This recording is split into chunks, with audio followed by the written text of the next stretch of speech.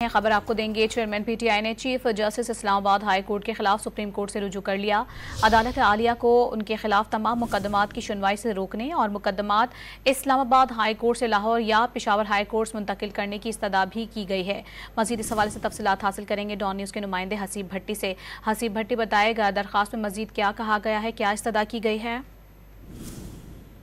जो senior advocate है लतीफ़ खोसा और उनकी जानिब से, उनकी वसातत से ये दरख्वास्त 186A के तहत दायर की गई है, जिसमें ये चेयरमैन पीटीआई की जानिब से इस्तदा की गई है सुप्रीम कोर्ट से कि जो इस्लामाबाद हाई कोर्ट के चीफ जस्टिस हैं अमर फारूक, उन्हें उनके जो मुकदमात है यानी कि चेयरमैन पीटीआई के जितने भी मुकदमात है उनकी समाअत से रोका जाए और उनके जितने मुकदमात हैं उनको लाहौर या पेशावर हाई कोर्ट में मुंतकिल किया जाए।